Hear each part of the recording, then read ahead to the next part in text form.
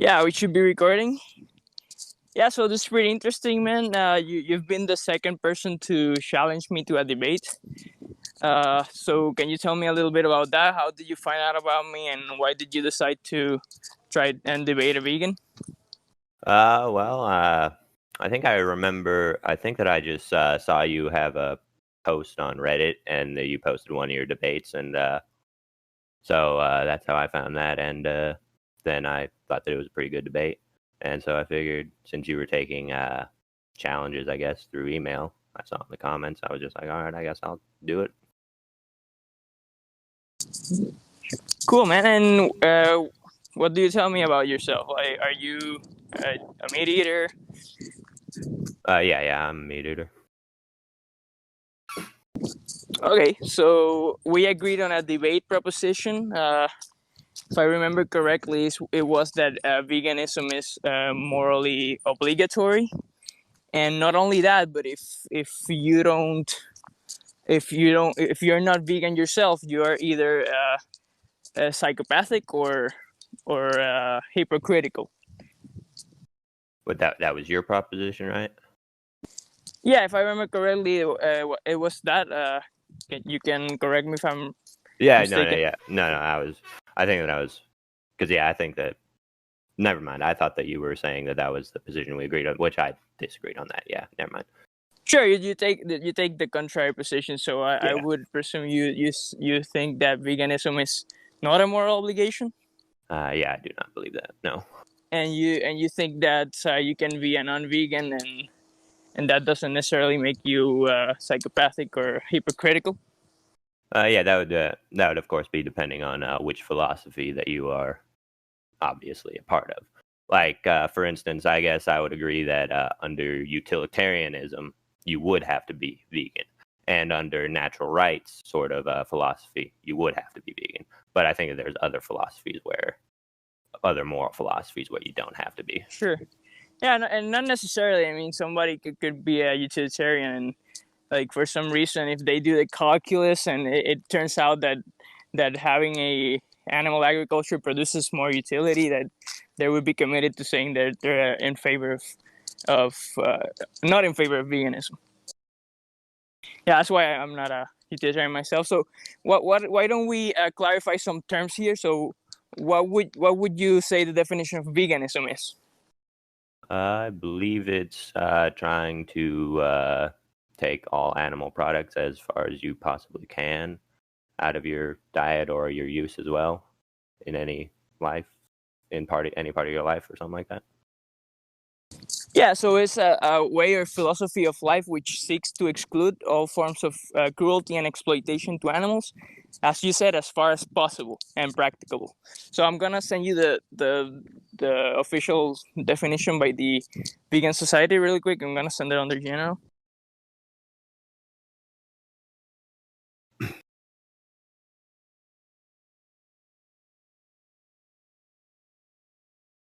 Okay, so that's the full definition there.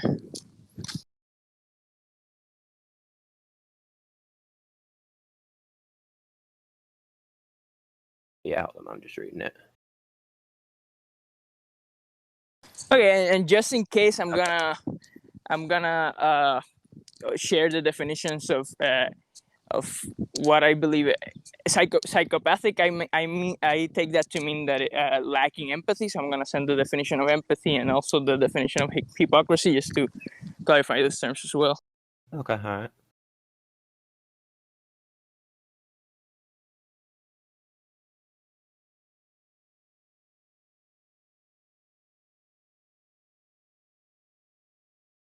Okay, so pretty much empathy is the ability to understand or share the feelings of others. Okay. Yeah, and hypocrisy is the saying one holds certain moral standards but not conforming to them, pretty much. Yeah, so what would be your argument against veganism being morally obligatory? Well, I mean, I guess throughout the course of this, I'll probably be arguing that it's not obligatory from three different perspectives, I suppose. One would be Contractarianism, and one would be virtue ethics, and then one would be just hedonism. Yeah, we could go through one of it at a time. So you said contract, or like what do you call it? Like contract, the ability to form social contracts or something like that. Yeah, basically that's the moral philosophy, is that like people come together, like rational people come together, and they form rules for society in order for their own benefit and protection, basically. Okay, and how would you say that veganism is not a moral obligation from that point of view? Because the social contract is generally for the benefit of the people that can agree and also even understand the social contract. Okay, so you agree that not everybody can understand the social contract. Not every human being has the ability to understand it. Yeah, you agree with that? Yeah. Or to agree with it, like to consent to it. Yes. Okay, would you say it's wrong to harm those human beings that are not able to form social contracts? No, for a couple of things. So one, for two reasons. For one, I would say generally speaking, there are usually other people that care about those people that can agree and to the social contract and stuff like that. So that's number one reason. Secondly, like you're obviously talking about cognitively impaired people, right? And so Sure, yeah, and children, for example, as well. yes, yeah, oh yeah, that's true. And yeah. All right, so let's say you mind if I go into like a hypothetical situation right now? Sure. All right, so let's say that I'm just hanging out in like a little village somewhere, and we have our little social contract kind of thing going on. All right, and so there's this other cognitively impaired child, I guess, that has like an elderly caretaker or whatever, and she can conform to the social contract and whatever. And then but then one day that elderly caretaker dies, and so all the people in the village come in there and they take the kid, and then I have a choice. Basically, I have a choice of whether to allow this kid to be killed by these people, or to say that we shouldn't do this. And so let's just say hypothetically, I choose not to do this. Okay, so I let them kill him or whatever, and then then let's say like 50 years later, nothing really special happens. And then I don't have any kids or anyone. No one ever cares about me anymore. And then eventually I get old enough and I develop Alzheimer's. And so my cognitive abilities start to devolve kind of. And then eventually I'm kind of in the same situation as that kid was. And so then the villagers come in and then they kill me. And so it probably would have been better going back to not set a precedence in society where that sort of behavior is allowed, even for people that no one cares about. Okay, so you pretty much it's like a golden rule kind of thing. Like it can happen to you, therefore you could be that person without ability to understand the social contract. Therefore, it's wrong to harm you. Oh yeah, so basically, yeah, the social contract is generally speaking, it's in the philosophy, it's supposed to be the benefit to the people doing the in the social contract. So yeah, if you can be in that circumstance, then yeah, it would basically be kind of, it's for your own benefit and the benefit of the other people around you, I guess, to form like a society or whatever. Yeah. Okay, it's interesting. I haven't heard that exact argument. So for example, have you heard about John Rawls' theory of thinking about the perfect society, like behind the veil kind of thing? No, I don't know exactly what. I'm not too familiar with that one. No. Sure, it's like a political philosopher, and his idea was that when we're thinking about social contracts and the way to create the most just society, we must assume ignorance about who are we gonna be inside that given society. So, for example, like you don't know you're gonna be born as a white person, as a black person. So the best thing you could do is make the society adjust for both. And the vegan extension to that argument is that you don't know that you're gonna be born as a human as well. So, what would you say about that? Why wouldn't we extend more consideration to animals that are similar enough to us in the ways that matter morally? Why not extend more consideration to them? What would you say about that? Okay, well, first of all, I'm not entirely sure why we have to assume that we wouldn't be born. Because, I mean, if we're forming the social contract right now, we're already assuming that we're humans when we're forming the contract, I assume. Sure, but we didn't choose to be born as humans. I guess that's the point. Oh, yeah. We could have been born as anything else. Like we could have been born in the position of the victim. I suppose that's true, but I don't know if that.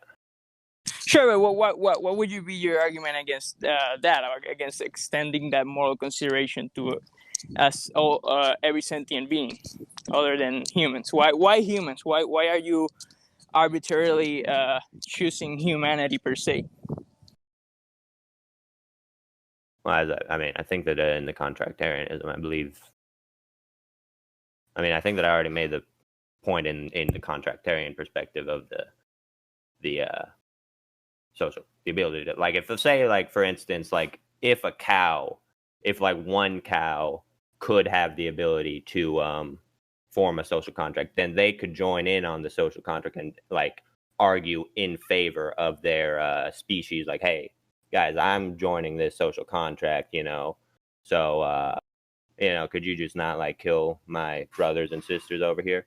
If there was one cow that could go ahead and argue, like, in favor of why he should and his people should, be in favor of the social contract, then I think that would make sense, but I don't see how outside of that would really work. I don't know. Okay, so hypothetically, let's suppose that's a group of humans. Like, for some reason, another race of humans was of the cognitive ability of the animals that we eat for food. And, like, nobody cared for them, in the sense that you said that part of the reason why it is not okay to harm them is because some caretakers care about them, for example. So let's say nobody care about them in that way. So there's just a group of humans that for some reason are different enough from us genetically that they are cognitively impaired since birth, and they exist in in a state of animalhood. Like, would that be okay to kill and eat them for food as well? So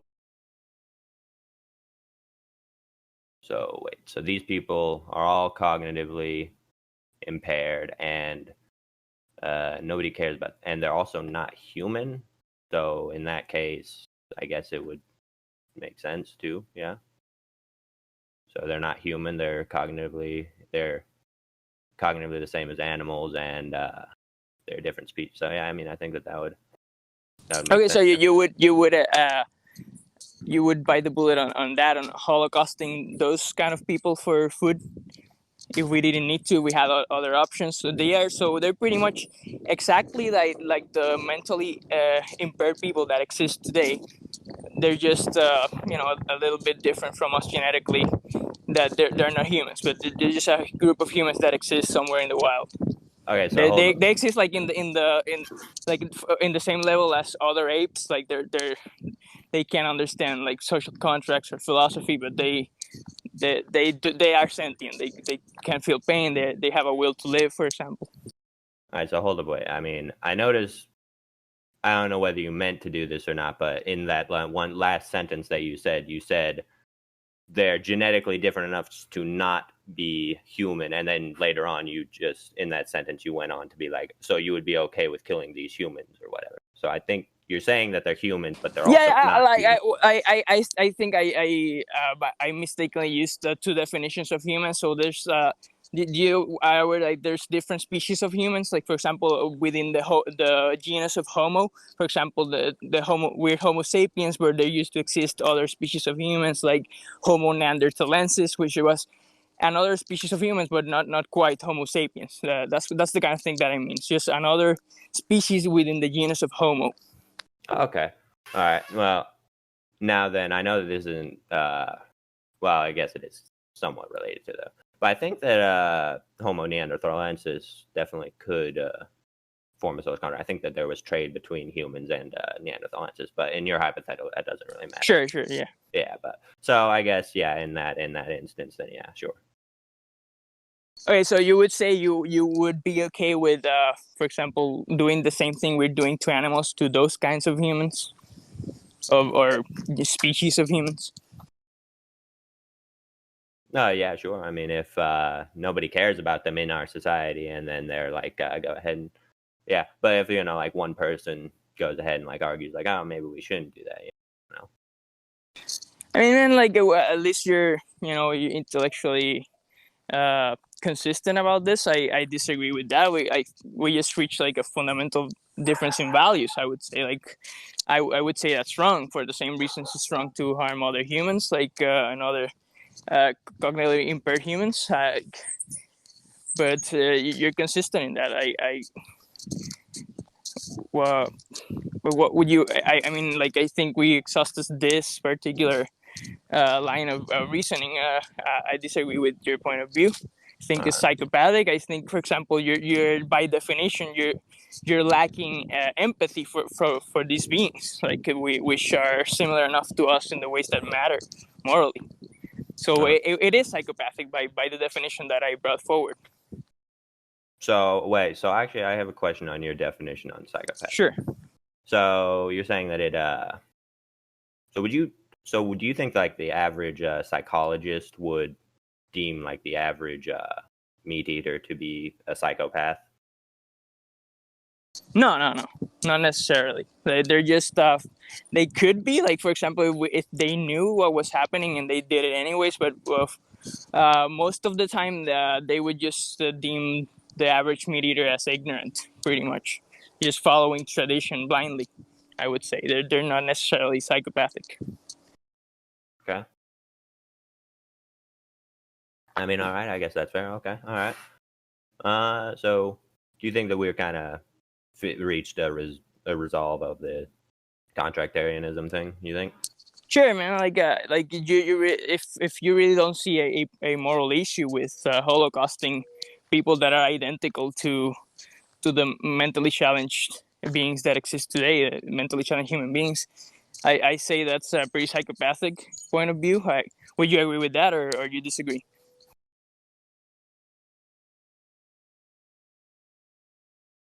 I mean, I think I would disagree because I mean, I think that I've read the fucking the criteria. Sorry, I'm sorry if you don't allow cussing on your thing. That's okay. Okay, yeah. I think that I read the criterion for psychopathism is a lot of stuff that it requires to be considered psychopathic, don't you? You need to be like perform like illegal activities and like also not have empathy as well would be another thing, and then like some antisocial behavior, like maybe I'm not sure what the I'm not sure about the first one. I don't know that you necessarily have to commit illegal activity, but like I'm just taking the term to mean right now within this context, just lacking empathy. Like we could forget about psychopathic. We could just say lacking empathy. Okay, all right, and yeah. So if you don't necessarily care about empathy per se, like if you, like, for example, like the reason empathy is important, I think, is because we didn't choose to be human. So like it's important to put ourselves in the position of the victim, because like there's really it's a really we're discriminating against this being arbitrarily. Like, we could be in that position, so why wouldn't we create the most just society that we can? Well, you can make the most just society for the people that can participate in society. like I said. Sure, but why are you valuing ability to participate in society per se? Why do you choose to value that Well, instead of like sentience, for example, the capacity for subjective experience and being able to suffer, for I think example? I think we might be going over like talking in circles right now because I think we have been over this. I think so. I think maybe you think want to just go on to virtue ethics or something like that. Sure. Yeah, I just want to concede whether or not you think is lacking in empathy. Your point of view. Do you think it's lacking in empathy by definition? Well, I would say that empathy is kind of a what's the word? Fucking a spectrum, kind of. Yeah, like you can have empathy. Like, say you can only have empathy for like your immediate family members. Like that person still has empathy, and maybe you could have empathy for like your immediate family, and then also people in your city or something like that. And then that's a level of empathy.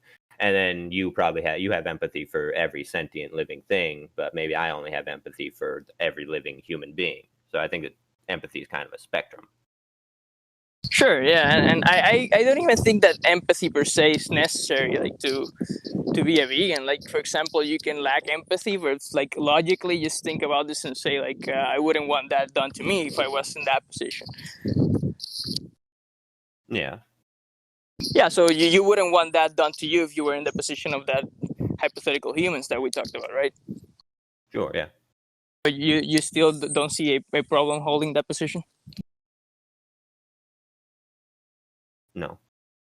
I mean, like at least you're intellectually uh, consistent about that. So yeah, let's I guess let's move on to virtue ethics. All right. What would be So, your argument against veganism from that point of view? for I believe virtue ethics is so it's not necessarily that certain actions necessarily are immoral in virtue ethics. Like it's just so much as they actions that they cultivate virtue, sort of thing. Like they like virtue is like certain character traits that a person has, and so uh, actions take sort of a secondary sort of seat in this sort of moral philosophy kind of thing. So like, and different virtue ethicists sort of don't necessarily agree on what the virtues are. Like I think Plato had courage, temperance, justice, and wisdom, and then like Aristotle, he had like magnanimity, wittiness, and then I think he also had temperance and wisdom, and he had a bunch of them. He had like way more than Plato, and then there's also Christian virtues, which are like they have like 7 virtues for like the 7 deadly sins, like the opposite of those. Like so lust, the opposite of that would be chastity, and then so basically it would depend on what virtues the particular person happens to think of virtues, I suppose. And so like let's say we have a person that has wisdom, uh, generosity, humility, and patience as a sort of those are his virtues. So like let's say generosity, they go ahead and give to the poor, like they give 10% of their income to charity or whatever, and like whenever a homeless person asks for money, they give whatever money they can. And then wisdom, I guess they like study philosophy, or they also like just what something like that. And then humility, they don't necessarily boast about their actions or whatever, and they kind of like have like a self-deprecating kind of like humor, so they're humble. And then what was the 4th one that I said?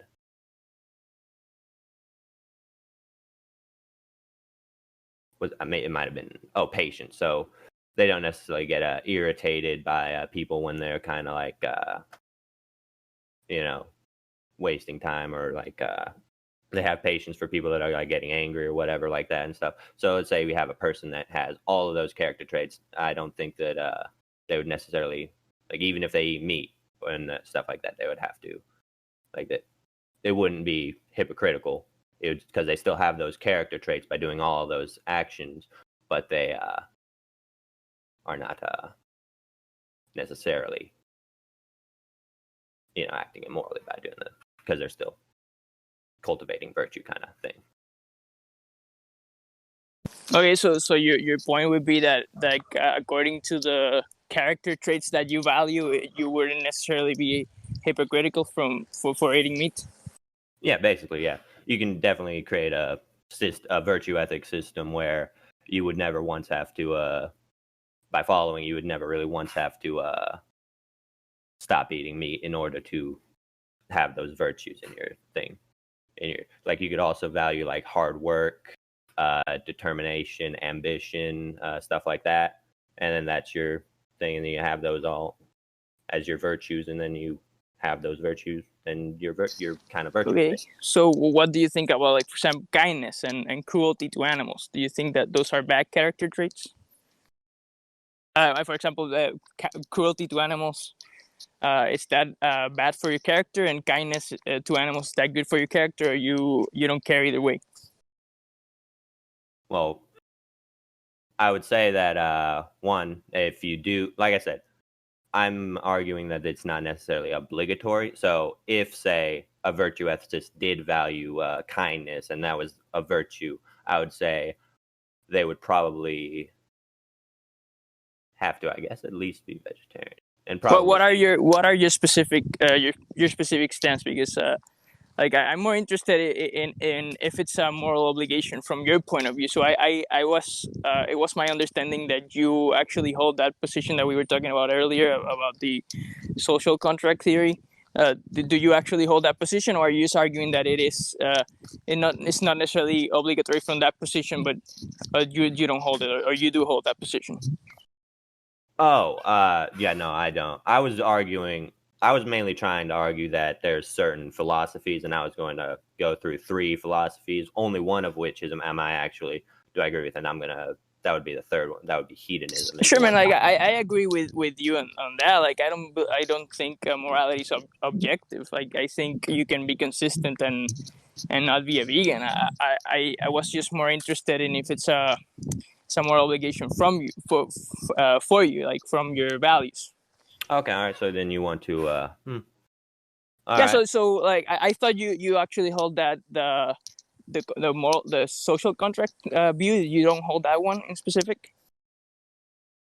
Oh no, yeah, I'm a hedonist. So, do you want me to go? Okay, straight to so hedonism? would you let me ask you something about the first one, because I thought you actually hold that position. Would you say, from your point of view, from your values, would you say it's wrong to holocaust humans if they were different from us genetically, if they were if we would consider them intellectually disabled? Well, so I guess we'll just forget about virtue ethics then. So I'm a hedonist. So basically, I suppose in hedonism there's like a thing called Hedonic Calculus, and so it basically weighs the pain. It basically says that, like, for each action or something, there's a given amount of pain and a given amount of pleasure that comes with it. And so basically I would personally have to weigh whether the pains of watching people that look like me die versus the pleasure of eating the meat. And if watching people like me die, that look like me die, is too much for the amount of pleasure, then I would have to say no. If not, then no, it wouldn't be. So, yeah. Okay, so you're saying that from the definition you're using of hedonism is if it affects you personally, so it would be like an egoist position. Yeah, like an egoistic hedonist. Yeah, basically. Yeah. Okay, so you would take. Okay, so for example, do you think that holocausting humans is wrong from your perspective? Yeah, sure. Yeah. No, Why is it wrong? well, mainly because for a couple of reasons. One, I don't necessarily like to, like, when I look at the Holocaust pictures, that usually makes me kind of sad, which is not very pleasurable. Being sad is not super pleasurable. And and also, if people are Holocausting people, I could possibly become a victim of said Holocaust. So that's also probably not going to be pleasurable. And so, yeah. Okay, so let me ask you something about that. Like, for example, if your brain was wired a little bit different, like you fall more in the psychopathic spectrum, and it didn't affect you in that way. You had no emotional reaction to those kind of images, and on the other hand, you couldn't be a victim of that. Like, for example, let's say it was a completely different race from your own. Would you say in that case it would be morally acceptable? So hold up, wait. So, well, let's see here. So if it's a different race, and if I'm not, I mean,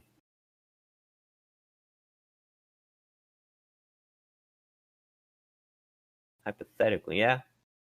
No, so yeah, if I didn't have any of those, then yeah, I still.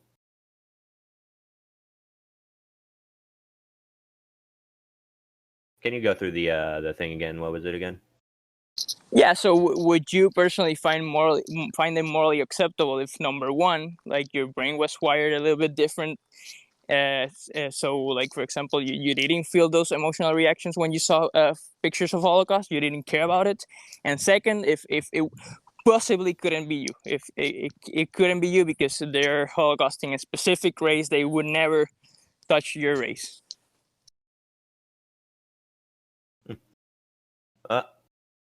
Uh, sorry, I was. Yeah, I guess it would. So if basically if I got no displeasure from it, basically, yeah, I guess it would kind of. So yeah, Hedonism is a pretty individualistic kind of philosophy. So yeah, I suppose that particular individual or me, if my brain was kind of like, yeah, it would probably. Okay, and you don't see anything wrong with that. Like, for example, the proposition was that veganism is morally obligatory, and if you hold a position that is not the vegan position, your position is gonna be psychopathic or hypocritical. So, like, psychopathic, I just mean lacking empathy. Like, for example, that if you would naturally would lack empathy, like you wouldn't care personally. But do you see anything wrong with that? So you're basically like. I mean, you're basically saying like. Yeah, I don't know if I explained it clearly. I mean, English not my first Yeah, language yet. yeah, no, I get that, but I mean, you basically, so if the person lacked empathy, would they lack empathy? I think is basically what you just asked me. It's like, so yeah, if I'm a hedonist that lacks empathy, then yeah, I mean, if your definition of psychopath is a person that lacks empathy, a person that lacks empathy would be a psychopath. Yeah, it would be by definition. Yeah. Yeah, but not every hedonist lacks empathy. Like they have empathy. Like I think that you agreed that empathy is sort of like a spectrum. So yeah. Sure, I mean, like, but you wouldn't see, for example, you wouldn't see anything wrong with that. Then, like you see it if you did lack empathy and you did you weren't from that specific race, you wouldn't see a moral issue with that. Like, for example, they could be causing infinite suffering to these people. They can be breeding them the same way we're breeding animals. They can be raping them. They can be treating them in the most horrible ways possible. You still wouldn't say that's wrong if the two statements that I said were true. Well, if I was a person that lacked empathy, then yeah, I wouldn't see a problem with it because I would lack empathy. So I think that's kind of self-evident. Sure, and you don't see a problem with that. Like, even if you lack empathy, don't you think there are reasons to not do that? I mean, from a perspective, because right now I think I do. I mean, as far as I know, oh shoot, hold up, my screen just went black. I mean, I'm pretty sure that I have empathy for people. Like, I mean, I've seen Holocaust documentaries and I've cried at them. So, I mean, from my perspective, even from a hedonistic perspective, I wouldn't really. I mean, I would have a problem with that. But from, say, a hedonist that had no empathy, then that would kind of. I mean, yeah. I mean, Sure, and I guess like the opposite would be true. Like for if you for like for some reason you have you watched the videos like of the way we treat animals, for example, Yeah, I watched Dominion. Yeah. and you don't have any emotional reactions to those videos. No, I did. Not nearly as strong as I did while watching Holocaust documentaries. I mean, I felt somewhat bad, but Okay, so why is it okay from your position if you did feel bad about it? oh, for one. All right, so let's see. So I'm going to basically compare a Holocaust document. Holocaust documentary versus Dominion. So if I'm watching a Holocaust documentary, basically every time that I watched that, basically cried, bawled my eyes out, and so that was like extreme sadness up there. But I think when I watched Dominion or something like that, I mean, I don't think that I shed a tear once, but I did feel like a little twinge of kind of like, oh, well, that's kind of sad, whatever. But yeah, so basically it's a difference between extreme displeasure versus just kind of displeasure. Okay, and what would you think would have to be true about the animal documentaries in order to have the kind of reactions that you had watching the Holocaust documentaries? What would have to be different? Yeah, like what would you think personally would be have to be different for you? Like, is there something true about the animals that like makes you react that way? Like you don't care that much about them, or do you think it's something to do with you, with how your brain works? What do you think?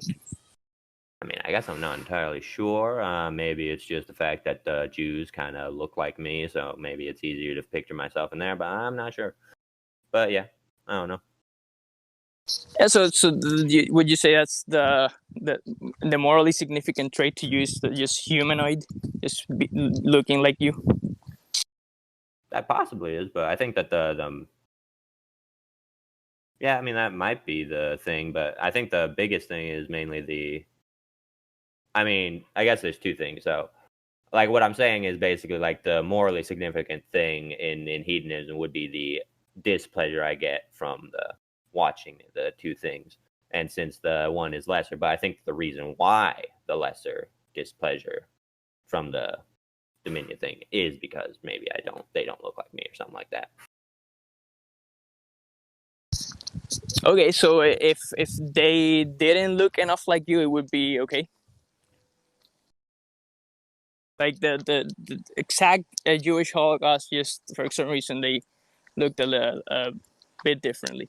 Would you say in that case it would be okay? Like the entire history of the planet went differently, and for some reason the races looked really different from each other. It like not humanoid. Some races look humanoid, not others. Not like it would be fine from that if that were the case. Possibly, yeah. I would have to. Yeah. Yeah, I see. I think that's. It would then, yeah. I'd just have to weigh the pleasure versus displeasure thing of that. Yeah. I just think we come to again like to a fundamental difference in values. I think like being humanoid is not what the trait that is morally significant. I think it's the ability to feel pain, suffer, and have a will to live. I think those reasons are the ones that should matter morally, like because I could be in that position of the animals. It doesn't even matter if I have empathy for the animals. I can just logically think about it and say I wouldn't like to be in that position. So why the hell would I support a Holocaust like that?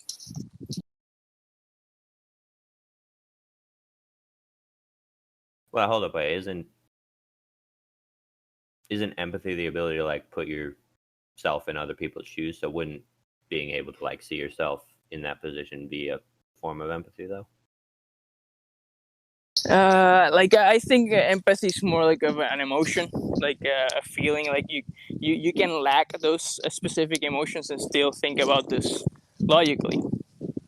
Just think about like you could be in that position. Like there's no really morally significant difference between the two. Like you can get that that way, like through reason and not just through feeling certain emotions. I see. Okay. I mean, also, I guess we just hit a fundamental value difference. I see that position, like by definition, I see it lacking in empathy, because I think those beings, they do have they are sentient. They suffer. So by definition, you are not really extending moral consideration to them. You don't really care about their suffering, and by definition, I would say that's lacking empathy, that's psychopathic. Okay, well, I guess I would disagree then. All right. Well, what do you disagree about? Well, for one, I wouldn't say that I'm a psychopath. No, I wouldn't say that you're a psychopath. Like, if you don't like that word, like, we can just say you're lacking empathy for those beings. Okay. I guess, yeah. I have a deficiency in, or maybe not a deficiency. Maybe I have the perfect amount of empathy.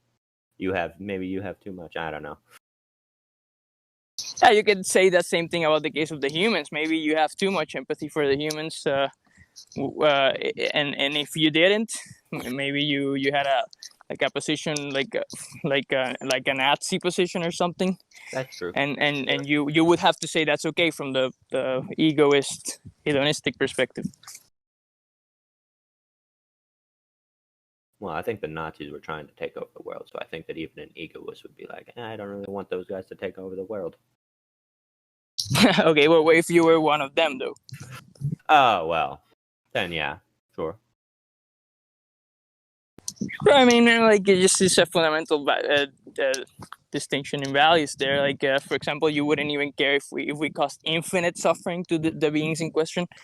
Like, what we were doing to animals was infinitely worse. Like, we had across the whole galaxy, we had meat factories and dairy industries and egg industries, and you would still think it's okay for the same reasons that you argue for.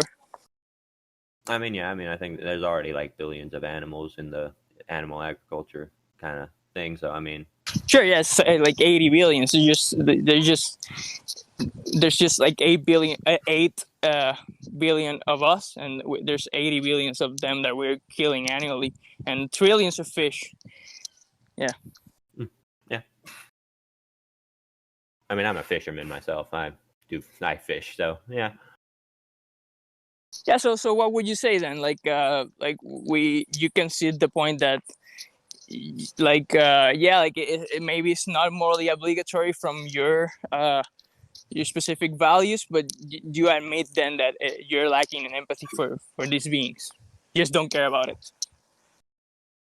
Yeah, I guess I would say that yeah, specifically for animals, I guess I don't have as much empathy as humans. Yeah, sure. Sure, and then I would just say to that, like, that's not cool, man. Like, we didn't choose to be humans. Like, we could easily be one of these beings. Like, we could be in the position of the victim, and like, I do find hypocritical as well. Like, if you wouldn't want that done to you, why would you support it?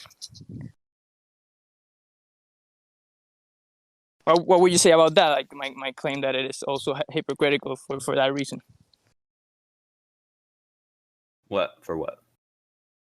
Like, for the reason that you wouldn't want done to you if you were in that position. Well, I don't think that's necessarily hypocritical from a hedonistic perspective. Yeah, but like, you could be in that position. Like, for example, like, if aliens came down, like, they could do the same thing to you that we're doing to animals, and they can use the same hedonistic philosophy. And would you accept it? Well, no, because as an egoistic philosopher myself, an egoistic hedonist myself, it would be very much displeasurable to be farmed. Yeah, well, they would hold the same position. They would say it is morally acceptable for the same reasons that you're saying it's morally acceptable to do that to animals. So would you accept that reasoning? I'm not saying that if you would accept that to happen to yourself, like, of course you don't want to die, but like, do you see that as reasonable? Their point of view, they decided to do that to us. Oh, I mean, well, I think that their reasoning is certainly, I mean, it's the same reasoning that I'm using. So, yeah, I would say that, it definitely makes logical sense. But Of I course, think, like you would fight for your life and stuff, but like you would accept the reasoning, which is the same as yours. yeah, if it's the same reasoning that I'm using, then yeah, sure, I kind of have to, yeah. Sure, man, and I just say that I think that reasoning sucks, man. I think that we should try to avoid unnecessary cruelty and exploitation. But that's just a fundamental difference in values. Mm-hmm. Sure, man. Like I think that we exhausted the debate. Like I think we concluded then that yeah, any position that is not the vegan position is gonna be lacking empathy and hypocritical. So like I just want to ask you now, like from point of view, like I study psychology and I'm interested about this. Like why did you, how did you end up having this position in the first place? Like do you think you always had like this point of view when you studying philosophy, you kind of like justified your own views, or did you like these views developed across your life? What would you say about that? Uh, I would say, yeah, I probably, when I started studying philosophy, I kind of did have a proclivity towards Epicurus and Aristippus. They're two hedonistic philosophers who were the Cyrenaic philosopher and obviously Epicureanism. And so, yeah, I like those philosophies. They basically view the happy life as sort of the end of like. Sure. Yeah. So the definition of hedonism, if you don't mind saying, is something like the ultimate good is just pleasure or something like that. Basically, yeah. And Okay. pleasure, I think, in the ancient Greeks was a bit more of a broad term than just like sensual pleasure of like the nowadays. Like it could basically mean like in ancient Greek it could mean something like enjoyment or delight or something like that, instead of just like orgies and shit like that. Sure. Like something like eudaimonia, right? Like flourishing in general, not Yeah, just sensual pleasures. yeah, sure, basically, yeah. Okay. And you said you study philosophy formally, or you used to do it like It's just you taught yourself. it's just a hobby. I've read a couple of books. That's about it. Yeah. Okay, and you was just naturally drawn to this hedonistic philosophy. Yeah, and one of my favorite philosophy books was The Birth of Hedonism by, I forget the guy's name, but it's about the ancient Cyrenaic philosophers, which are probably my favorite philosophy school. Yeah. Okay, I'm interested by that. I should look into it. And what would you say your normative ethics are? Well, I'm pretty sure hedonism is a normative ethic. Well, Cyrenaicism is probably. Is that like I would say that's like a form of consequentialism, right? So like you care about the consequences to yourself, like that would be the Yeah, hedonistic position. yeah, basically, but Yeah. So whatever like creates my own happiness, basically. Yeah. sure, yeah. So like a utilitarian would also be a consequentialist, but he would say that an action is wrong in as much as Scott's if maximizes the the it maximizes suffering for all beings, and hedonists would just care about their own personal Yeah, suffering and well-being, right? pretty much. Yeah, that's basically the difference. Yeah. Okay, like from that point of view, like I think maybe veganism is not a moral obligation to you, but I would say it still makes sense. Like I think it would make your life better if you were vegan for many reasons. For example, like adopting a plant-based diet, I see that like the health benefits of a plant-based diet, I think they outweigh the the benefits of diet that you're currently on. You could certainly definitely still like there's the Mediterranean diet, the Okinawan diet. None of those get rid of uh, animal products, and then also just like I think that the American like what's the thing you do? There's like a nutritional group in America. What's the thing called? But I think that their diet that they kind of like suggest the average American to eat would be still contain some animal products. So you can definitely still be healthy on an omnivorous diet. Yeah, I agree with that. Like, but like a plant-based diet is like, for example, the Academy of Nutrition and Dietetics, they came to the conclusion that not only is it nutritionally adequate, but it does offer health benefits. For example, like against the development of certain deadly diseases like heart disease, diabetes, certain types of cancer. Would you agree with that? Oh yeah, I'd certainly say it's definitely healthy. Yeah, I never dispute that. No. What kind of diet do you follow personally? Do you like? Are you nutritionally conscious, or you see whatever causes pleasure to you or something? I mean, I wouldn't say that I have a specific diet, but I just basically try to not eat over a certain not just basically not eating too much and not eating too much junk food is basically just what I kind of do. Yeah, so like you wouldn't follow that the hedonistic philosophy of like eating whatever you want because it causes pleasure. You do see like an importance in having a concern for the long term effects of your diet. Oh yeah, I'm not entirely sure. I don't know if any hedonistic philosopher that I know of suggested just eating whatever sweets and stuff until you just die in like 3 days. Like that would not be a very good way to live. I don't think any hedonist would suggest that. No. Yeah, it's just like some people like take that hedonism to mean that. Like, I don't agree with that, but some people think that about it. They just do whatever you want for pleasure without really thinking about the consequences. But I guess that's not your point of view. No, yeah, no. Were you about to say something? No, sure. Go ahead. Oh, okay. Yeah, basically, I mean, like the Epicureans were definitely like they viewed. I'll go into the Cyrenaics after this, but the Epicureans they viewed certain there's natural and necessary pleasures and or desires or something like that, and then there's natural and unnecessary, and then there's natural and unnatural and unnecessary desires. And so the natural and necessary stuff would be like food, water, shelter, and friends. And then the natural and unnecessary desires would be sex,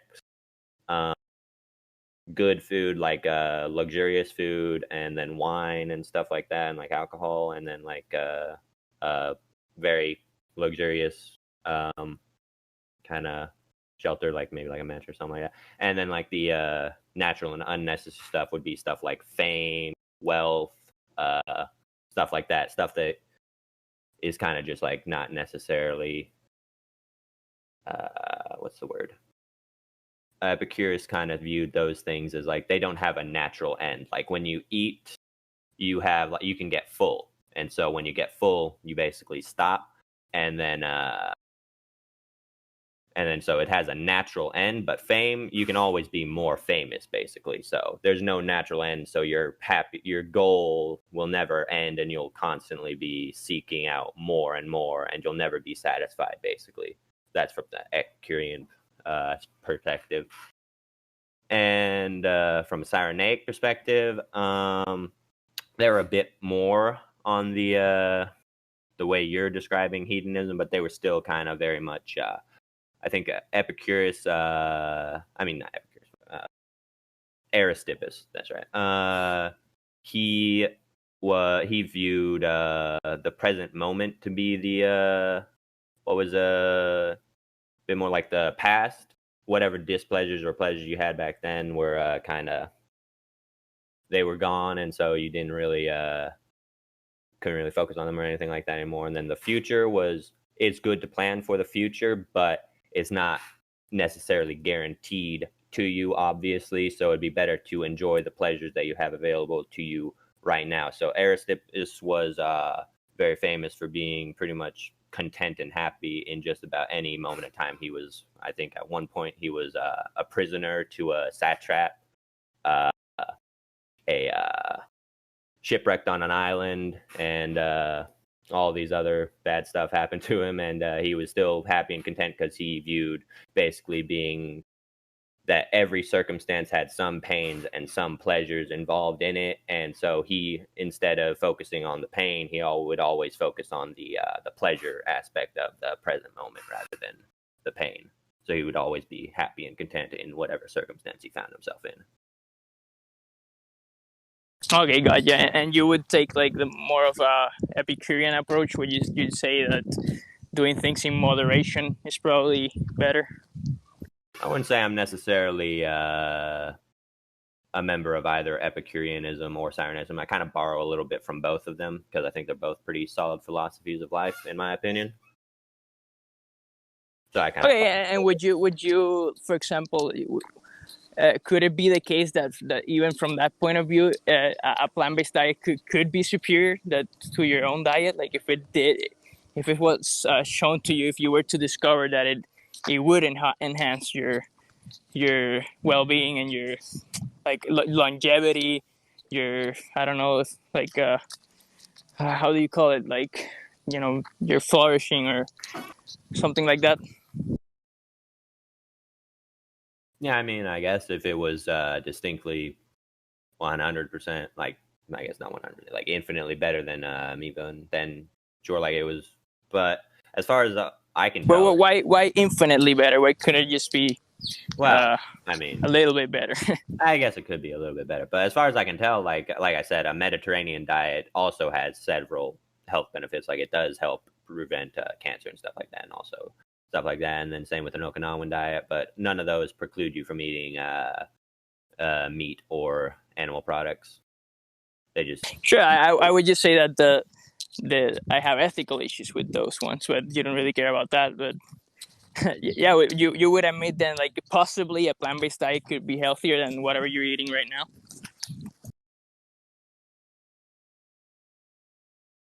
I mean, I guess it's possible. I mean, I think I have a decent diet, but yeah, like I said, I usually only eat maybe fast food like once a week is all about. I eat one meal, and then for the rest of it, I make sure I get all my fruits and my vegetables, and then I get some eat a decent amount of meat, not a whole lot, but yeah.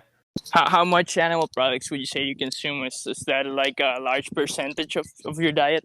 I usually eat it for breakfast, and so basically every time I eat breakfast, I'll usually have an animal product.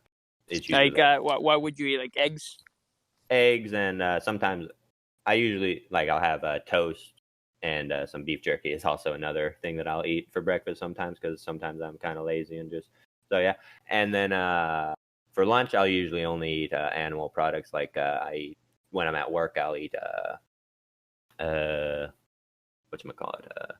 trail mix and some kind of fruit that I bring to work. And then for dinner, it kind of depends on what I kind of feel like. Sometimes I'll eat something with an animal product, sometimes I won't. But yeah, so I think that maybe like somewhere between a third and 2/3 of my meals contain animal products, probably. Okay, like I'm not a nutritionist, but I think like the cost of even the small amount of animal products that you're eating outweigh the benefits. I think, like, just because of the amount of cholesterol, if you're eating eggs every day and the saturated fat of the beef jerky or whatever meats you're eating, yeah. I think like long term, like it's not worth it. Like even from your hedonistic philosophy. I don't know if that's actually true. I don't know if any doctor. Well, I mean, I don't know if any doctor would say that like animal products are not bad. I don't think that any doctor would agree that animal products alone are bad for a good diet. Yeah, like again, I'm not a nutritionist, but I'm pretty sure, like, for example, there was like an Adventist vegetarian cohort, and they compared it to regular meat eaters. They compared the vegetarians and the vegans, and out of all the diet groups, the ones who had like a longer lifespan were just the vegetarians and the vegans. Like I can send you the research later. Oh yeah, I But think that I'm familiar with that research, and I think that there was a, if it's the same research that I'm remembering, I think that there was a problem with the thing. Is I think that they just compared the diets, and when they compared it was a religious sect that was like the vegetarians and stuff like that, like the Seventh-day Adventists or something like that. Was that correct? yes. All right, so basically, those guys also, I believe they can't drink alcohol and they don't smoke, and I think they also found out that they also exercise more than the omnivorous group that they compared. So like the omnivorous group was also drinking alcohol heavily, like they were just kind of average day every Americans. So you drink too much alcohol. If I remember correctly, they actually controlled for those as well, for like those lifestyle factors that could influence the results. They did control for that, if I remember correctly. I can look into it. All right, then it might not be the same research that I was thinking of. Then all right. Sure, man, and like I would think that possibly, like from your own point of view, like it would be better for you to go vegan, like for your or at least adopt a plant-based diet for your the long-term benefits. Like you can look into that and come to the conclusion on your own. I think it would be the case. Hold up. Do you accept that it could be the case? Well, I mean, I accept that just about anything could be like. I mean, yeah, sure, it could be healthier than the current diet that I'm on, but I could also say that, like I said, like a Mediterranean diet is also probably healthier than what I'm currently eating. Sure, and I think like another big reason, like for example, were you affected by this current pandemic? Do you think from a hedonistic point of view, it wasn't cool? Like it affected your life negatively, living in like quarantine and all this craziness of the pandemic? Actually, technically, my life hasn't really changed a whole lot. I've never once had to stop going to work. I work at a school, night custodian. Okay. So I still had to keep going. Nothing really changed in my life personally. So sure, like, but a pandemic like this one, like it could possibly change your life negatively, right? Like if civilization were to collapse, like from a big enough pandemic, right? I might take an Aristipian sort of approach to that, and if the society did collapse, I might just ignore the pains of that and just focus on the pleasures that I could find in the situation. Yeah, but what your well-being would like significantly drop, right? If you didn't partake in the goods of civilization. I mean, it would drop to probably about the same level of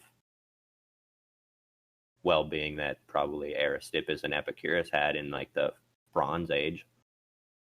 Sure. Like, what do you personally prefer? Like, would you prefer to be a part of modern civilization with the benefits of like modern medicine and like police and stuff like that, or you would say like anything could happen and you would be content?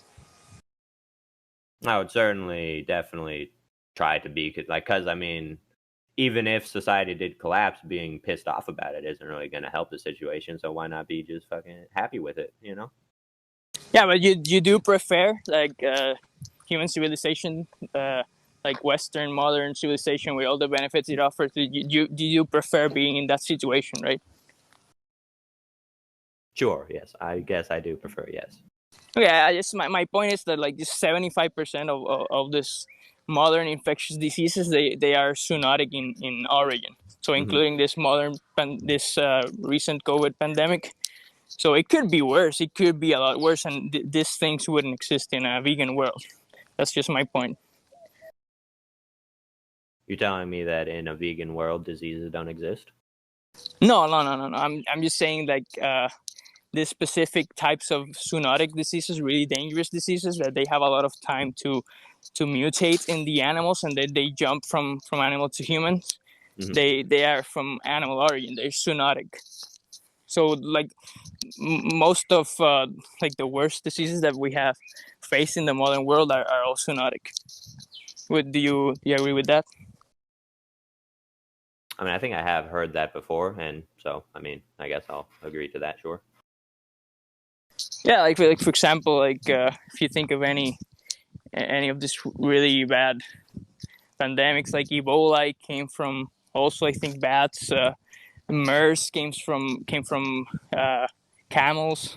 I think HIV also came from eating monkeys or something in Africa, like or at least being in contact with the blood of monkeys. And this recent COVID-19 it came either from bats or pangolins. Uh, Mm. yeah, so all of this, and even from the animals that we eat in the West, like cows and chickens, like for example, bird flu. Like it comes from chickens, obviously, and mad cow disease came from cows. Swine flu comes from pigs.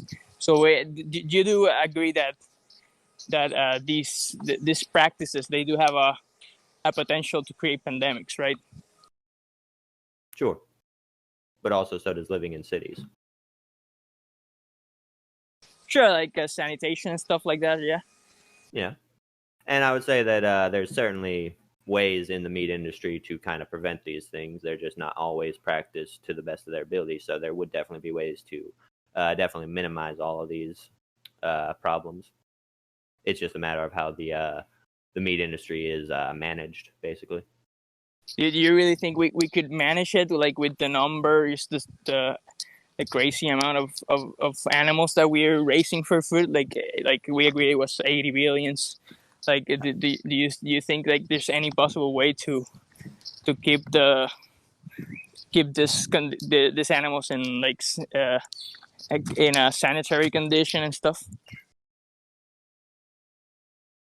I mean, I don't see why not. I mean, I guess I'm not a member of I mean, I don't work in the animal industry, so I mean, but I would assume it's not because I mean, as far as I know, the meat here in America that's made here in America is usually pretty clean. But I think that like in Ebola, you said came from over there, and then AIDS was also came from monkeys eating monkeys, and I don't think we eat monkeys here. So I think it would definitely be maybe managerial kind of issue, not necessarily because maybe like in third world countries they don't necessarily have the best regulations on their meat industries, maybe or something like that. So I think that you could definitely minimize it. Sure. Yeah, I just don't think it's practical. Just by the amount of animals that we're raising for food, I think it's only gonna go downhill from here. And like I'm not like an expert in any of this, but there's a really good book about this by Dr. Michael Greger, who's an expert in infectious diseases. He wrote a book called How to Survive a Pandemic, which his arguments is that most of these diseases, if not all, like that the most dangerous infectious diseases that we face in the modern world are all zoonotic in origin, and he argues that it is the worst threat to humanity right now in are these kinds of diseases, and not just viral infections, but also bacteria. Like for example, the amount of antibiotics that we're using in animals is really dangerous because we can just end up creating bacteria that are how do you call it? They evolve immunities to antibiotics, and then they can jump from animals to humans as well.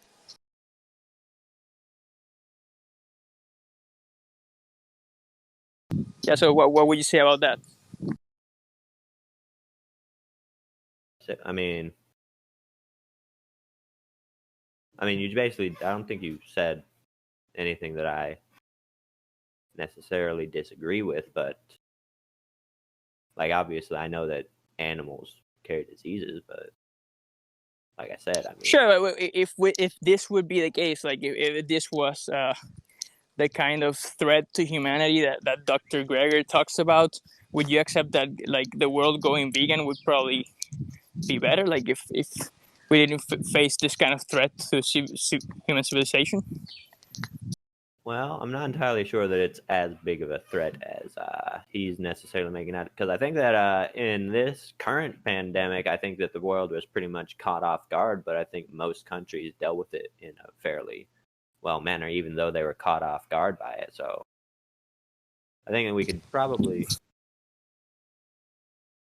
Yeah, but you agree it could be worse, right? For example, like he talked about like there was this certain infectious disease called H1N1. I think it was a swine flu. It came from pigs, and I think like the death rates was one of every three persons died, and like we're really lucky that they controlled it.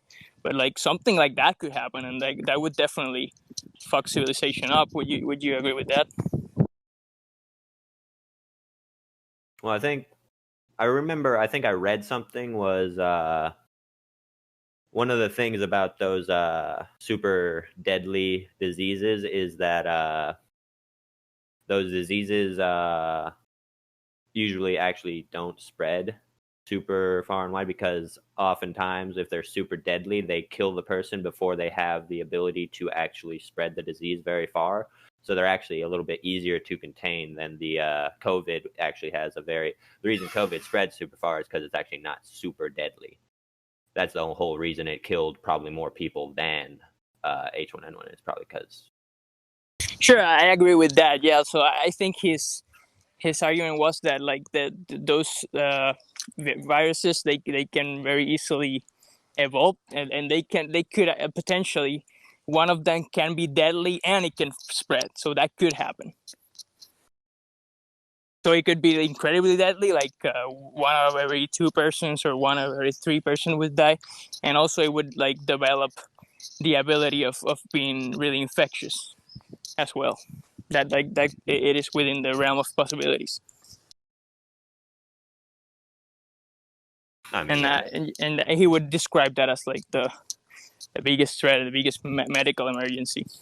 Like it could be the case that he's exaggerating, but I mean, he was pretty well researched. I think could be the case. So yeah, like if it was the case, you would agree that probably everybody adopting a vegan diet would be better if for that reason alone. I mean, I suppose if everything he said is correct, and hold up, let me think about this for one moment.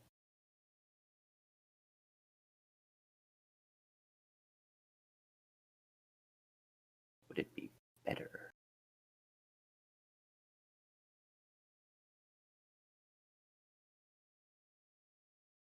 I don't know if it would necessarily be better. Because, I mean,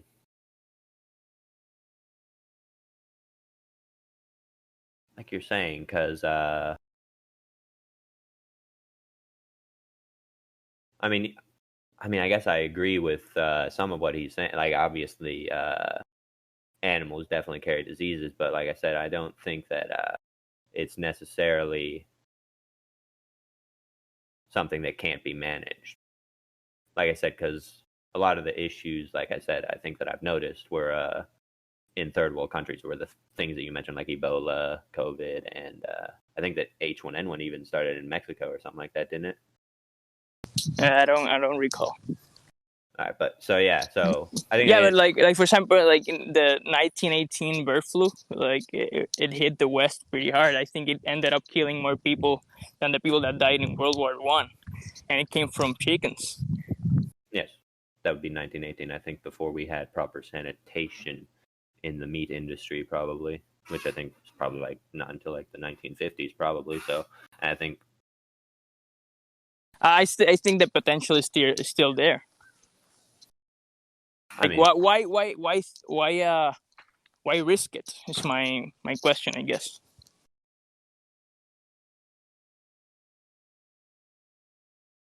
Like, do the benefits of animal agriculture, whatever the hell they may be, like causing pleasure to you, sensory pleasure or something, do they outweigh the costs? And not only like we're talking specifically about infectious diseases, but we could also touch on the environmental impact as well that could potentially impact your own life, stuff like that. What's the environmental impact here? Sure, but let's just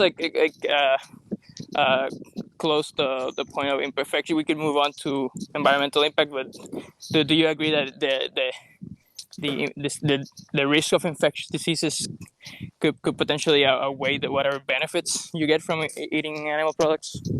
I mean, I suppose I also agree that the risks of letting immigrants in is also possibly resulting in crime, but I'm also not for necessarily closed borders.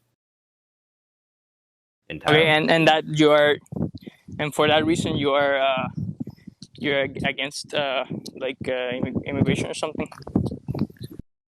Well, no, I said that if you obviously if you let immigrants, especially from maybe poorer countries, then or maybe countries that have a lot of terrorists in there, then the possibility of a terrorist getting through is increased. But I'm not necessarily for blacklisting countries or anything like that. Sure, but you are in favor of protecting the borders or something like that.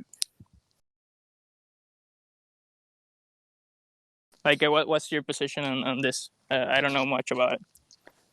Well, I mean, I think we should increase the ease. What's the word? The ease of access to whatchamacallit, citizenship and people immigrating, I think.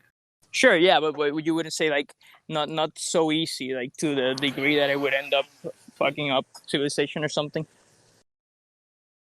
Sure, yeah, I guess. But like I said, that then I could just apply that just be highly regulate the meat industry and make sure that all of the meat packing plants and all that stuff have proper sanitation and practices that are met with, severe. Sure, and let's say if that wasn't practical, just for because of the amount of human beings that would have to be fed, 8 billion humans, that's just not practical today. Factory farms will always pose this kind of risk. Would you say then, in that case, the risks don't outweigh the benefits?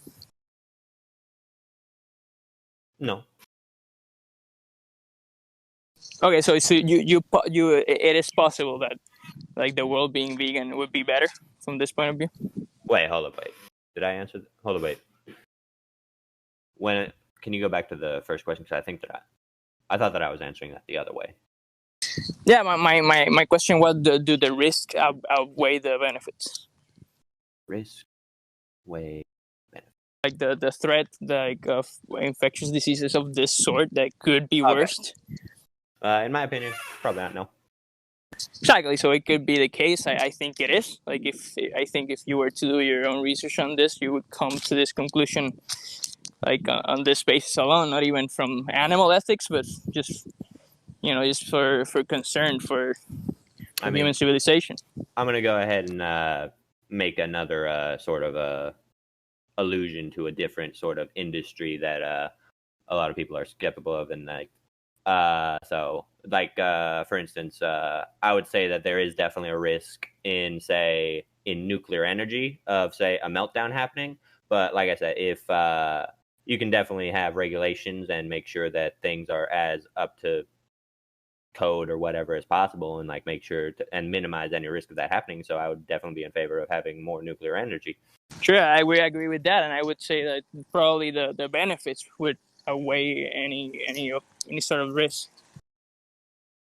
So yeah, that's basically what I'm saying about the meat industry. Yeah, sure. But I would say that it doesn't. It wouldn't outweigh the risk, and it's just stupid. Animal agriculture at this point is just stupid. We can just easily eat something else without this sorts of risks for pandemics and shit like that, and heart disease and all those sort of really bad consequences for yourself and society, and even the environmental impacts. We could go over a little bit.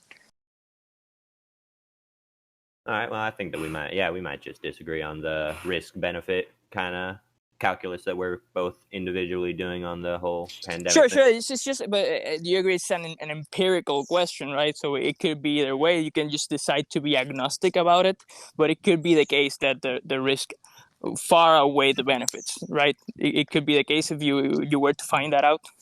Sure, it's possible, yeah. Yeah, so you're just not disagreeing with me. You're just taking an agnostic position on this. Sure, yeah, I guess, yeah. Sure, I can go with that.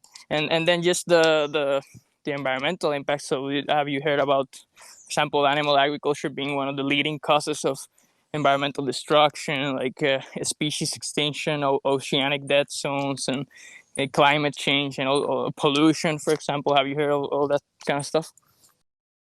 Yeah, and I would also disagree with this as well. So what would be your argument? Do you think animal agriculture does not have a serious impact on the environment? Yeah, hold up, wait. I also have I'm gonna see if I can get a study here. I also did a little bit of research on this, and Yeah, I'm not well researched in any of this, so like, just wanna get see your opinion about it. oh yeah. Basically, so there's a study here that I'm gonna see if I can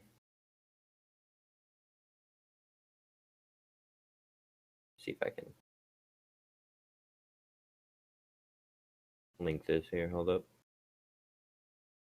Share this over. I have it on my phone. I'm trying to see how to share it onto Discord. Hold up. Sure, and like in just when, as long as you're doing that there, like I just point out that my point of view just comes from, for example, the latest climate report from United Nations. They came to a conclusion that we would be using a lot of less land to feed. We would need less land to feed humanity if we adopted a plant-based diet. Just because like 80% of crops go to feeding animals, which is just pretty wasteful of resources. All right, so yeah, I sent We a can link to that study, which basically compared a bunch of different diets, vegan, vegetarian, and some omnivorous diets.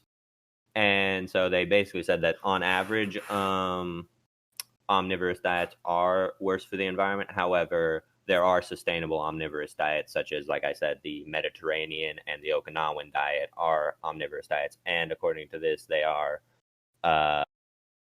environmentally sustainable diets. Okay, so environmentally sustainable, and what specifically do they eat? Do you know? I believe the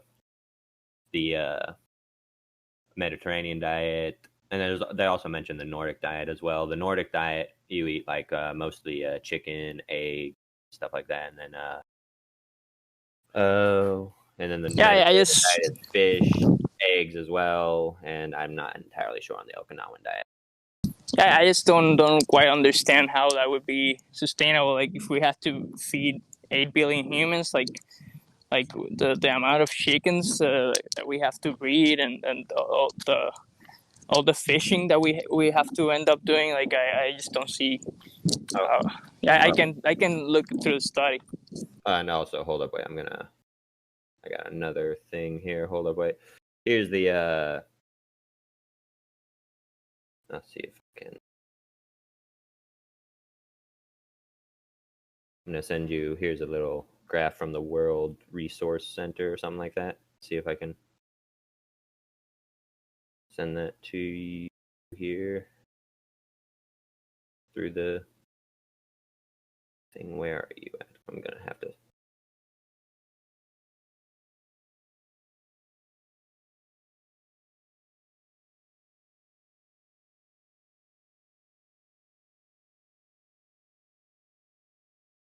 And so this graph basically shows the resource output of certain different agricultural projects. It compares animal agriculture to plant agriculture, and the resource output. It's mainly beef is the main resource intensive animal agriculture thing, but such as dairy, that's actually cuts down quite a lot in resource usage, and same with chicken, fish, all that stuff. It's a lot less resource intensive. So it's really, when you're talking about the meat industry being bad for the environment, I think you're really your main gripe is actually with beef being like the predominant, like basically a staple of just about every meat eater's diet. So if meat eaters say like just ate chicken and fish and eggs and stuff like that, and ate much less beef, it would actually be much less Yeah. So damaging. the first study, the study that you sent me, like they stated in the conclusion that like animal based diets, they require the most amount of water, and they also said that like 100% vegan diet has the least environmental impact. Yes, I know. I agreed with that. Yes. Yeah, so you do agree that it has the least environmental impact, like a vegan diet. Yes, but there are sustainable. I believe they mentioned this in the diet, that there are sustainable meat eater diets. Like I said, the Nordic, Mediterranean, and the Okinawan diet are both sustainable. Are all three sustainable diets that you can have as a meat eater. Sure, yeah, and in the graph that you're showing me here, I don't know if they are accounting for also like the grains. I don't know if they're the grains that they feed to the birds, for example. Do they take that into consideration as well, like the land use for that, or you're not sure? Let me see here. Let me see if they take that. Pasture, cropland. Oh, yeah.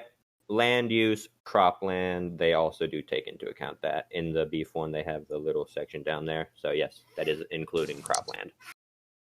Okay, so yeah, I guess like your argument would be that like, did you agree that like veganism has the least environmental impact, but your argument is that it can somehow be sustainable to eat meat as well? Yes, I would agree. Yes. Yeah, I would just say that like combining the environmental aspect with just the ethics, I think veganism is superior. But obviously you don't agree with the ethics, but I would say like the ethics alone are enough for someone to go vegan. But then if you agree that it is more sustainable or has the least impact, like would you say that's better than the average people's diet, maybe even your own? Well, if we're comparing it to the average person's diet, sure, but like I said, But what about your own? Like you do eat beef, for example, and egg, and not you said eggs isn't dairy, for example. You consume dairy as well. I drink kefir, which is a form of dairy. Yeah, it's basically, it's supposed to be a healthy kind of thing. It's got 0 lactose in it, but it's like the middle ground between milk and yogurt, and it's got a bunch of probiotics, so it's supposed to be really healthy for the gut.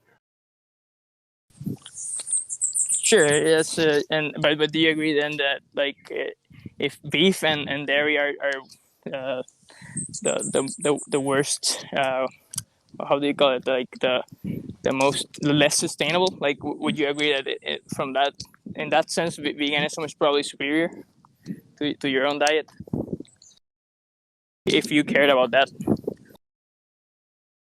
Well, first of all, I'm not sure that dairy is less sustainable. I think that dairy actually has less water usage than chicken, according to this graph, just slightly less. So actually, it's not super.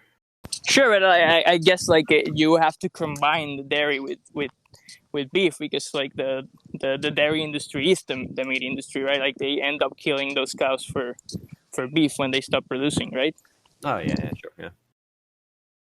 So you would have to combine those two. I mean, maybe, because I mean, like if we got rid of like meat, like I'm not so like if we got rid of uh beef, like if all of the animals that we say, if all the beef that we ate came from dairy cows, I think that, and there were no specialized sort of like ranches or whatever that were made for specifically creating cows for beef, and it was only like old cows that couldn't like produce milk or anything anymore. Like I think that would actually greatly decrease the environmental impact of the meat industry. What about just the land use of pastured raised animals? You would need a lot more land to keep those animals, right? Just not so sustainable to feed 8 billion humans just with pastured raised cows or grass-fed cows. Well, no, that's why you would like. Hold up, wait. There was another study that. Hold up, wait. Like I think that what you're trying, like you're saying that like the. Are you trying to say that like so the land use in animal agriculture is there's another thing right here. So there's another, I don't know, were you using the when you were talking about the problems with the environmental impact, were you using, I mean, I guess what study were you, do you have, I don't know. I mean, I'm not trying to hold up. Wait. Yeah, I can try to find it for you. Like, I don't have it with me, but I was using the latest UN climate report, which specifically stated that plant-based, if the world was to adopt a plant-based diet, we would require less land use, and it would be, I don't remember how many times more sustainable, but like a lot more sustainable than what we're currently doing. Yeah. Okay, yeah, and I would agree that sure it would be more sustainable, but then that would just, I could also just think of multiple different solutions to the to just different like say getting rid of, like having the beef industry sort of like, or making like certain like economical kind of like say adding taxes to beef and sort of to make it harder for the consumer to buy beef, and so then they make less money, and so they slowly beef consumption would go down, and then maybe like something like chicken consumption would go up, and it's a lot easier to house chickens in smaller amount of space than in cows. So that's actually, it's a much more efficient sort of meat than beef is. So and I would disagree with that just from ethical reasons. I think like that it requires to kill a lot more sentient beings in order to, if we were feeding humanity with chickens, we would have to kill many more like sentient beings than we was just if we were just using cows. And I find it wrong in both cases. Like, but you would agree with me, like for example, like if humanity keeps growing, the number of humans keep growing, like it could be the case that even the diets that you mentioned are sustainable. Like it could happen that even those diets turn out to be unsustainable. I mean, it's if conventional methods come out, but then we would also possibly have if conventional methods stay, then sure. But I think that one, you need to kind of keep in that as countries get richer, their birth rate goes down. Like I think right now, I think America's birth rate is slowly going down, and it might eventually even out. And so if every country gets to a certain level of wealth, like the entire population of the earth could even just level out, and then that would be that. And then also another thing is, like, obviously, have you ever heard of cultured meat and stuff like that? So maybe sure. What would you say about that? Like, would you say that would be more ethical if we started doing that? Well, I would say that it would be more ethical. Well, like I said, I mean, I'm a hedonist, so I wouldn't say that the way we're doing things right now is unethical per se. But I mean, I guess it'd probably be more practical for sure. Yeah. Okay, well, like more okay, like sure you don't care about the ethics per se, but like the more environmentally sustainable, and it would hold less of a threat, like about what we were talking about earlier, infectious diseases and stuff. Oh yeah, for sure. Yeah, like I said, yeah. See, there's solutions that don't exactly get rid of meat in a person's diet entirely. So yeah.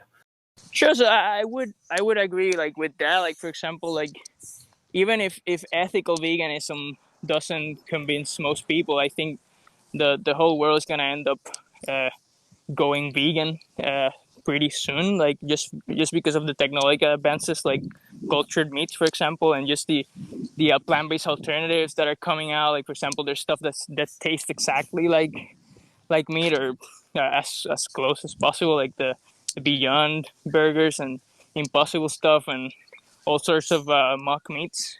So I would think that even if most people are not convinced by it, by the ethics, I think the world is gonna end up going vegan in like the next at most 500 years or something like that. Yeah, possibly. I mean, I don't know. I mean, I guess is cultured meat considered a vegan? Because I think that I've heard, at least online, some vegans wouldn't consider it vegan. I'm not sure about those people. Would you consider it not vegan to have cultured meat?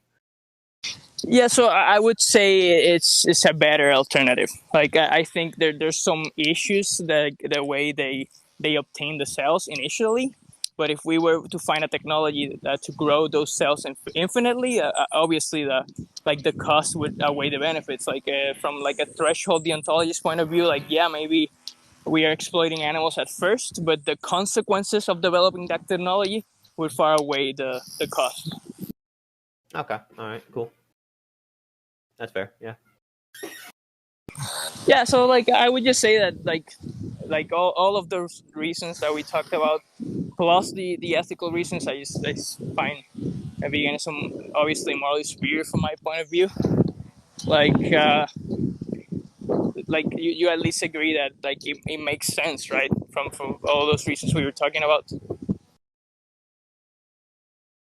Certainly, if you care more about those issues, then like from a hedonistic perspective, you do your hedonic calculus to where you're not willing to take those pains for those pleasures, then yeah, from that perspective. But I would probably be willing to do that. So from my perspective specifically, I'd be willing to go ahead and take those. Yeah. Yeah, so from your perspective, you like possibly like veganism makes sense, or at least adopting a plant-based diet. Like from those reasons alone, if you were to do the calculus and you were to find out like yeah, like definitely the costs outweigh the benefits, right? Well, yeah, it's like I said, hedonism is a very individualistic kind of philosophy. So different hedonists can come to different conclusions based on their hedonic calculus. And I guess I would say, I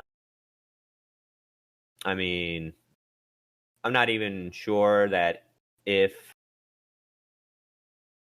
like, I don't necessarily think that the environmental impact is that bad as you're Sure, but giving it like out to me. all those risks combined, like just the threat to human civilization alone, would that be enough to make it morally superior from your point of view? Not necessarily morally obligatory, but would you say it's at least morally superior because you're looking out for your own long-term success and stuff? Like from a health point of view, from an environmental point of view, you're from your own risk of developing an infectious disease in the future and stuff like that, and enough civilization collapsing as well, and you becoming homeless and stuff like that as well. Well, I don't know if I'd necessarily agree because, like I said, you could have a hedonist that would say, yeah, definitely those things. I am not for the.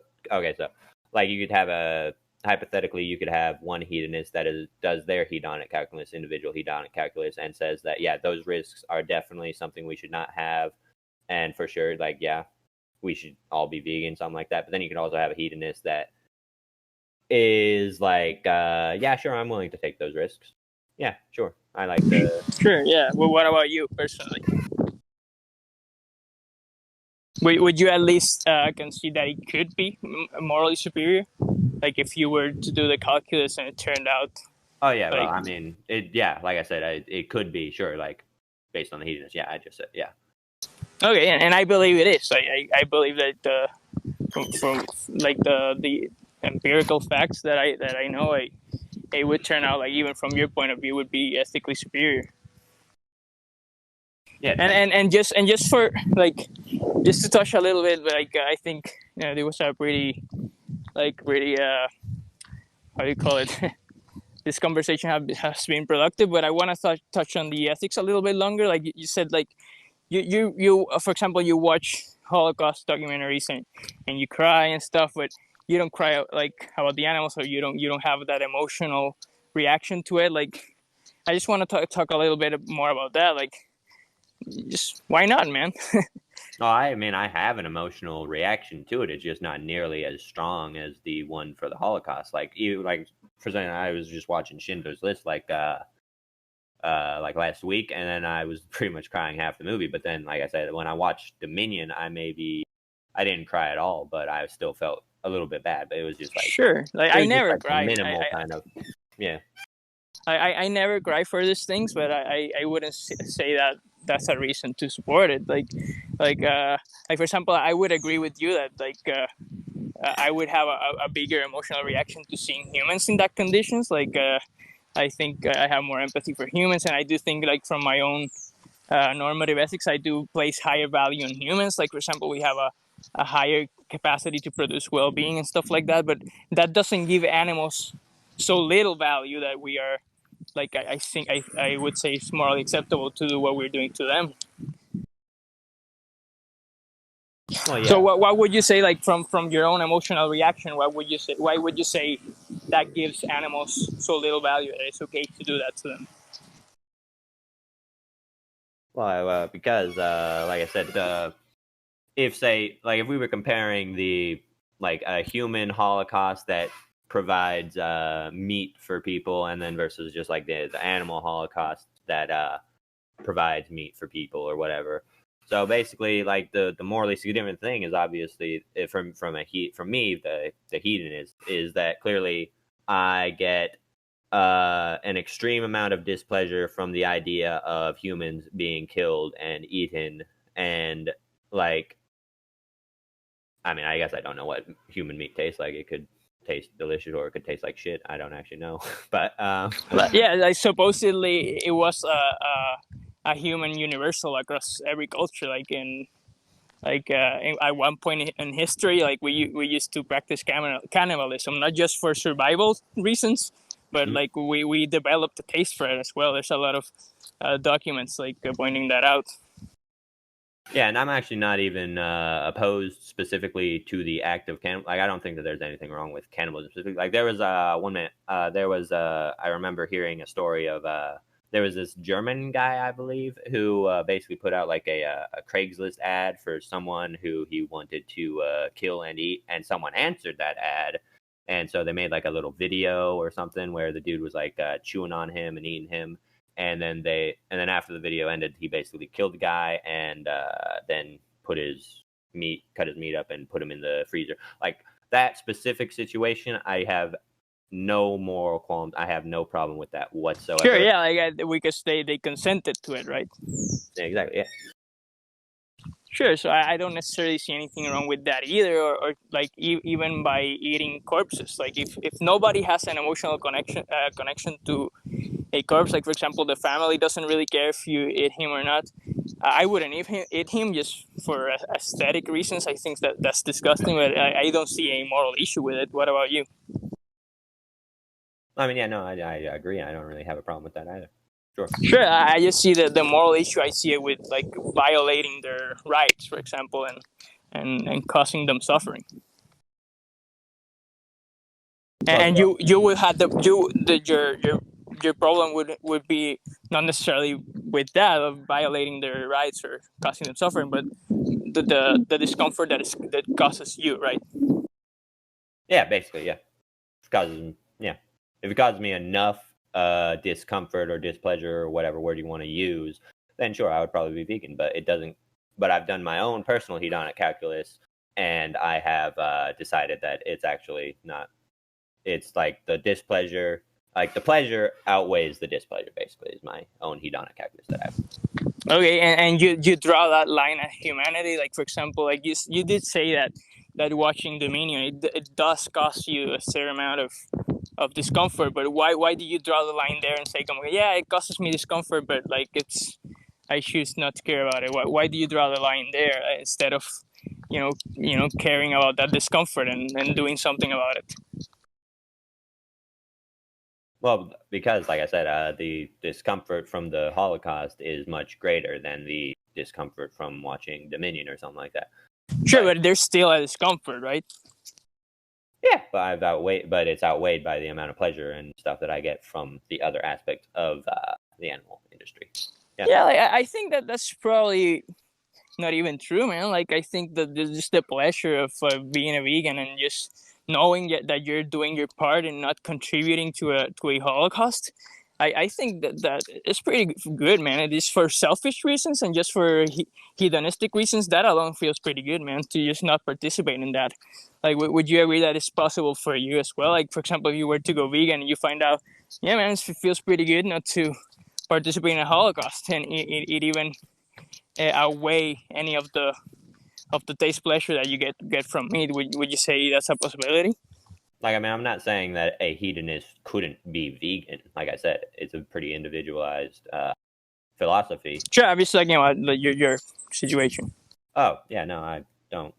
I mean, I don't know if it, I'd probably still be a meat eater. Like, I mean, I feel like, because, I mean, like I said, if a lot of people, I think that have said, like, if you don't, what's the thing? Like, I mean, if you don't watch, if you watch Dominion or something, like people like, I think that I've heard people challenge people on to watch Dominion, and then if you don't go vegan or something like that, whatever, then like then you're probably not going to become vegan. So I would assume, like, I probably wouldn't if I watch that and I can see that, and I know how the meat industry works and like obvious and all that stuff, and like I've realized that, yeah, it's just I get more pleasure from the different kinds of meats and stuff, and the eggs and the kefir and all that stuff, as opposed to whatever from like I've also heard that just to make another comparison to humans and basically I've heard that human breast milk tastes like crap, but then like so like if there was a bunch of people that were like kidnapping humans or whatever and doing that, then I probably definitely would not get any pleasure from drinking the breast milk from those humans that are on farms and stuff like that, because it probably tastes like shit. What about if it didn't, just because for the same reasons? Like, do you drink raw cow's milk, or do you drink it like with sugar and stuff so to enhance the taste? Well, like I said, I drink I think that what's the free, I forget the name of that. It's been a while since I've actually haven't drank milk for a while. Like I said, I usually only drink kefir, which actually does kind of have a bit of a sour taste, but it still tastes pretty good. It's just like a little like a sour good taste. Sure, man. I just think, like, for example, like I do the calculus, and even like a hedonist could do. You said that you did your own calculus and you came to a conclusion that your taste pleasure has like higher value than, the discomfort that the animal suffering causes to you. And I don't even agree with those people that say, like, watch the menu, and if you don't go vegan, why watching the menu? And I just, like, somebody could potentially not have an emotional connection to the animals and still make the decision just because they don't want to be a hypocrite. Like, they wouldn't accept that if they were in the position of the victim. So I just think the motivation to not be a hypocrite alone is good enough. Like, for example, like if you did the calculus and you found out that, like, being vegan, like, or even if you tried it and you found out that, like, the benefits of being vegan and the pleasure you get from not participating in the Holocaust are greater than the pleasure you get from meat. Did you I mean that could be a possibility if that were to happen to you? I mean, yeah, that would be my philosophy. So yeah, if I did the hedonic calculus as vegan, then I realized that, but I don't think that I would.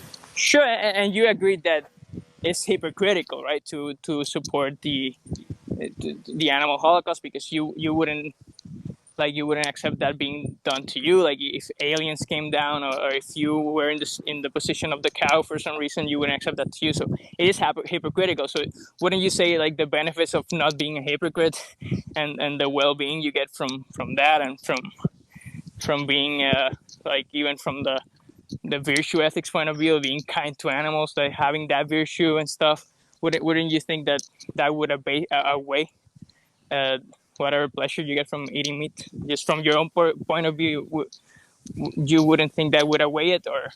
Well, first of all, I don't think that I'm being hypocritical at all when I say, because like you said, I'm an egoistic hedonist. So obviously, since I'm in the position of the power, then obviously I'm for that. But then, like, obviously, when someone is, I'm still valuing my own happiness at the end of the day, whether I'm in the cow's position or in the alien's position. It's just a matter of which position I'm currently in is where what matters, is like what's affecting me, basically. Yeah, but I would say that that's hypocritical. Like if you would change your views when you would change your position, I think that that makes you hypocritical because you could be in that position. I would disagree that it's hypocritical because I'm still valuing the exact same thing. Is basically my own happiness is what I am valuing in both situations. Yeah, sure. Yeah, and you came to the conclusion that your own happiness has higher value than pretty much causing a Holocaust and infinite suffering. Basically, yeah. Sure. Okay, but you agree that it could be the case, right? If you could uh, find out that it was pleasurable to be a vegan and that the food was pretty tasty and it felt good to be kind to animals. That could be the case, right? Yeah, I could. And then in that case, yeah, the hedonism would be to not be vegan. But if not, then no, basically. Sure, and like how do you know that until you try it, man?